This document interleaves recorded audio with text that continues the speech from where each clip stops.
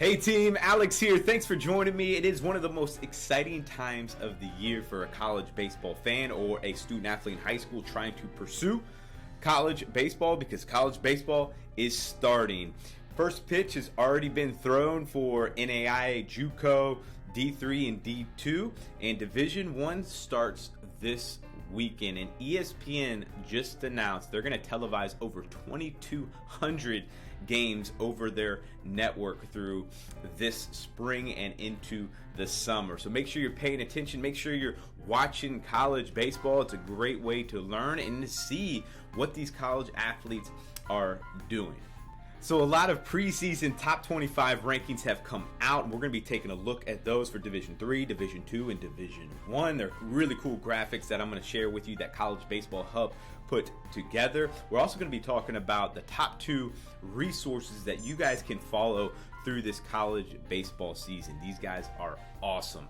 They put the scores together. They also give great content and news in college baseball. And as you guys know, I help through the recruiting process. So I help high school student athletes go through this process and get to college baseball. And these guys are the best with college baseball. So we'll talk about them and where you guys can find them and get all of that information and keep up with, again, college baseball. Because college baseball, it is as strong as it's ever been from a popularity standpoint and then also a talent standpoint. So it is an exciting time. We're also going to be talking about official visits and unofficial visits and why over the next 3, 5, 6 months it's going to be the best time to go visit these programs and tour facilities.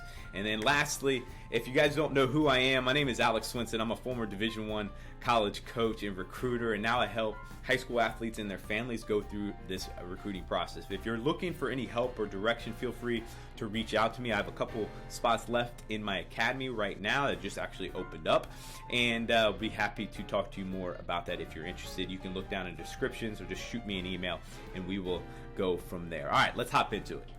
So colleges and universities around the country are playing college baseball. So this makes for a perfect time, again, over the next couple of months to go take an unofficial visit to these colleges or universities, especially locally, because they're playing games. Go watch a baseball game. Go take a look at the baseball facilities. Take a tour of the university and get a feel of the environment. Can you see yourself there? Can you picture yourself there?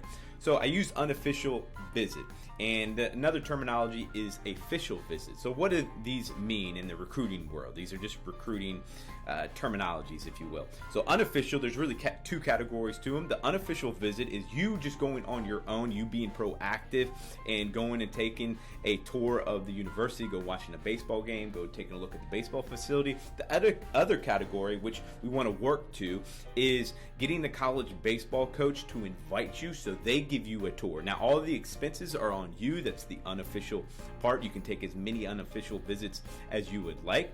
But again, all the expenses are on you, but they give you the tour of the baseball facility, usually the university as well. And then there's an official visit.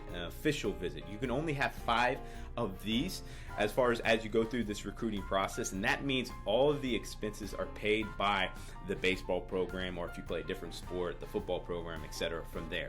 So your hotel, your travel, your gas or your flight, the meals, etc. That is the official visit. That is really where it really gets official, if you will. And with baseball, some of this happens after a commitment, and the unofficial happens before a commitment. They might bring you on and they are showing you around, and they might even offer you there. They bring you into the head coaching office and give you a lay of the land, talk about the program, and then offer you there. So that's really, really exciting. Again, that's what we're working towards. So for you, if we're not there from the college coach's perspective, hey, let's go and be proactive, and it's a great way to initiate contact with these coaches of just letting them know, sending them an email like, hey, really excited to come watch you play X, like whatever team that is, and I'm going to be there Saturday and look forward to seeing the team and the guys play and taking a look at the facility. By the way, I'm going to take a look at the tour of the school and look forward to staying in contact with you. Great way to start dialogue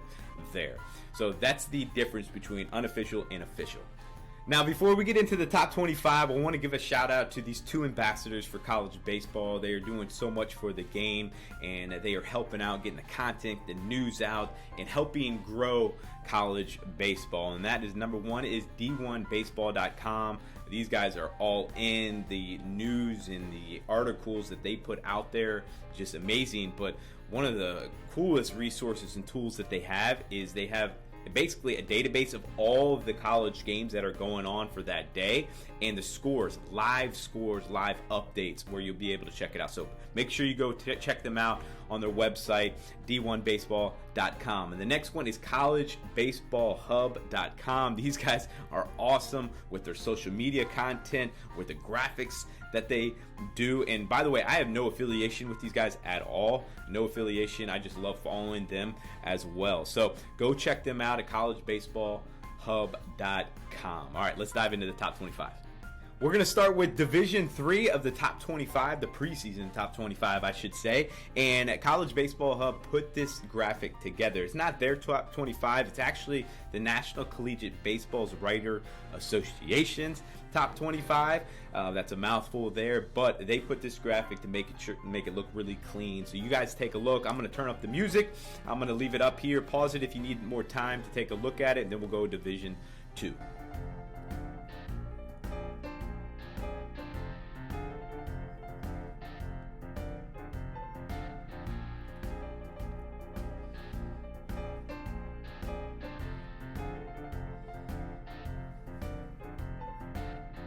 All right, team, now let's look at the D2 preseason top 25. Take a look.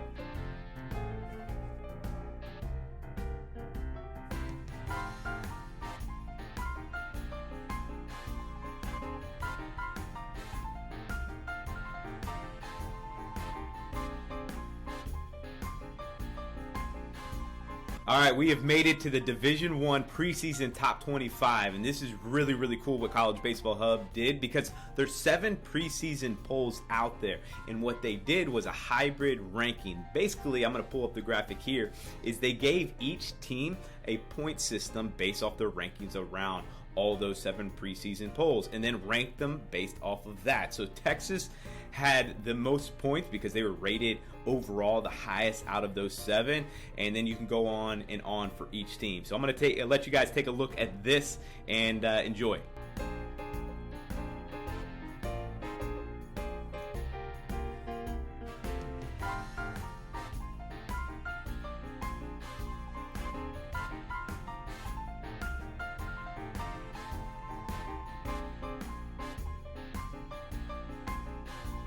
All right, guys, hopefully you got something from today, or at least had fun with these top 25. Make sure you go watch college baseball either on TV or, even more importantly, in person at your local school, like local college, local universities, or go travel around to some of the schools if you can make it work in your schedule. I'll see you in the next video.